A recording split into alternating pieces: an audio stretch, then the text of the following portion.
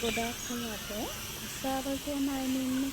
ඉතින් මේ වගේ අයට වැඩැරිලා ඇවිදilla එහෙම නැත්නම් ගොඩක් වැඩ තියෙන අයට ගොඩාක් ගෘහිණීන්ට යන්න අපහසුයි.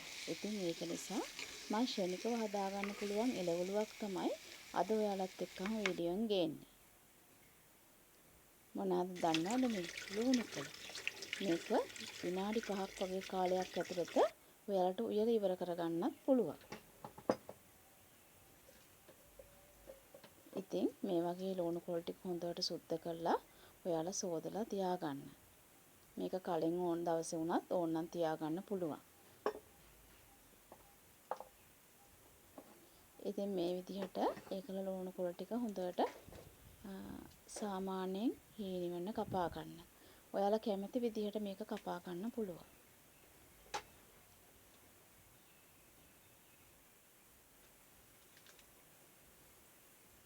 ඉතින් මේ ලුණු කොළ කපනකොට ලුණු ගෙඩියත් එක්කම හොඳට හීනි වෙන්න කපන්න. ලුණු ගෙඩිය පිටින් දාන්න එපා. එතකොට ඉක්මනට දැම්මෙන්නේ නැහැ. ලුණු කොළ වගේම ලුණු ගෙඩියත් මේකේ තියෙන කපා ගන්න හොඳට.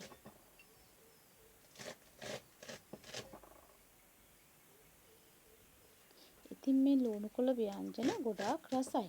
ඒක හරියට හදා ගන්න ඕනේ.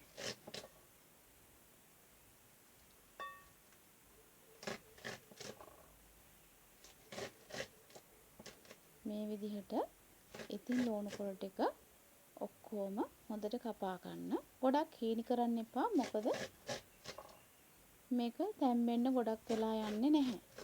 මේක ඉක්මනට තැම්බෙනවා.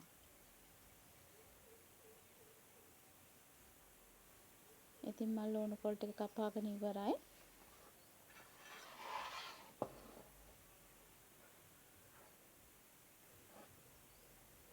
ඉතින් දැන් මේකට අවශ්‍ය දේවල් දැන් දාගමු.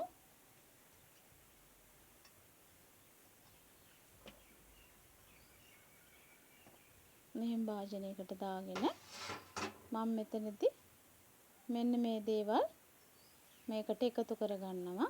තක්කලි දාගත්තම ගොඩක් රසයි. කරවල නැත්තම් හාල් මැස්සු ටිකක් ඔයාලා දාගන්න. රම්ප කරපිංච අනිවාර්යෙන් දාගන්න. එතකොට සුවඳයි රසයි දෙකම තියෙනවා. මේ කරවල ඔයාලට කැමති නම් දාගන්න, අකමැති නම් දාගන්න නැතුව ඉන්නත් පුළුවන්. හැබැයි කරවල ටිකක් දාගත්තාම ටිකක් රසයි ඉතින්. හාල් මැස්සු වගේ දෙයක් මේකට යොදාගත්තාම මේට වැඩිය රසයි. කරවලට වැඩිය හාල් මැස්සු රසයි. ඊට පස්සේ ලුණු Tamanට අවශ්‍ය ප්‍රමාණයට එකතු කරගන්න. කෑලි මිරිස් තියෙනවා නම් කෑලි මිරිස් දාන්න. මිරිස් කුඩු දාන්නේ නැතුව මම කෑලි මිරිස් තිබ්බේ නැති නිසා තමයි මිරිස් කුඩු එකතු කරේ. හැබැයි මිරිස් කුඩු දාපුවමත් රසයි ඒක. ඊට පස්සේ තුන පහ ඒ වගේම කහ ඒවා එකතු කරන්න.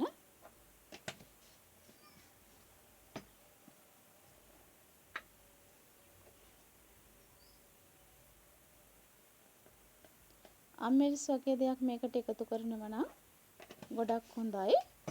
හැබැයි එහෙම වුණොත් මිරිස් අඩු කරන්න.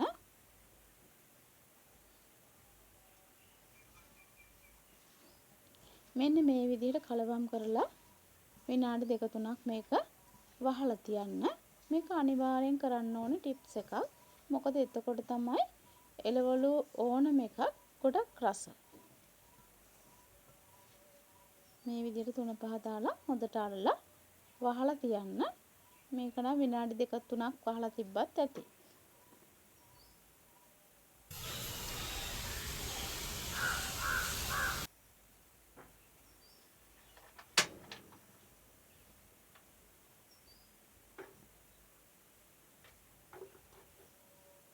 ඉතින් මේ විදිහට භාජනයක් තියාගන්න. මම ගෑස් ලිපේ යුවත් මැටි භාජන තමයි ගොඩක් වෙලාවට භාවිතා කරන්නේ. මොකද ඒකට හේතුව මැටි භාජන භාවිතා කරපුවාම ඇයි කියන්න දන්නේ. හැබැයි කෑම රසයි.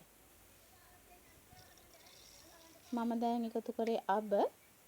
සුදු ලුණු තියෙනවා නම් සුදු ලුණුත් එකතු කරන්න.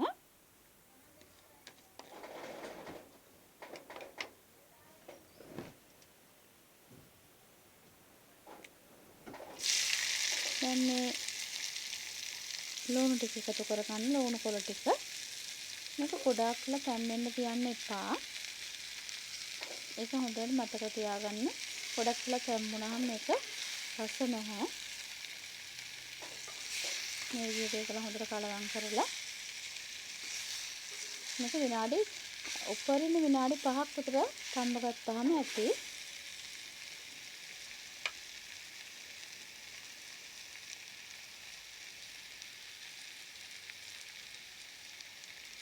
ඉතින් බලන්න මේ ලස්සනයි.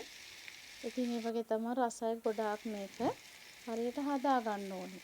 මේක ගොඩක් තැම්බුණාම තමයි මේ ලුණු කොළ ව්‍යංජනයේ රස නැත්තේ. ඒක නිසා ලුණු කොළ ගොඩක් වෙලා තම්බන්න එපා. මේ බලන්න තව ටිකකින් මේකේ වතුර වගේ පෑදෙනවා. ඊට පස්සේ වතුර ටික හිදෙන්න මේ දැන් වතුර පෑදෙනවා. පේනව නේද? ඔයාලට මේක හිදෙන්න තම්බ ගත්තාම හොඳටම ඇති. ඒකලා ඉක්මනට මේක ලිපෙන් බා ගන්න ඕනේ.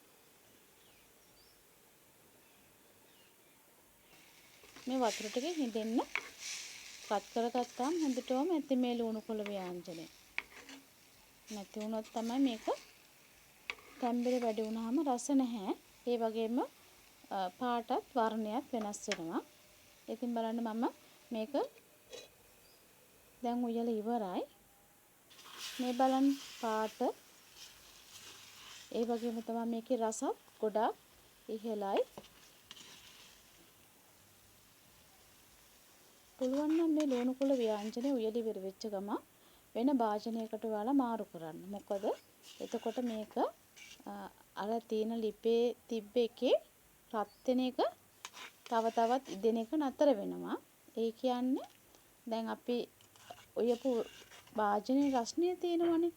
ඒ රස්නිය නැවත නැවතත් මේක තැම්බෙනවා. ඒක වළක්වන්න තමයි මේ භාජනය මාරු කරන්නේ. ඉතින් මගේ වීඩියෝ එක හොඳ නම් subscribe කරලා like මාත් එක්කන් එකතු වෙන්න කියලා ඔයාලට ඉල්ලීමක් කරන ගමන් ගිහින් එන්නම් ඊළඟ දවසේ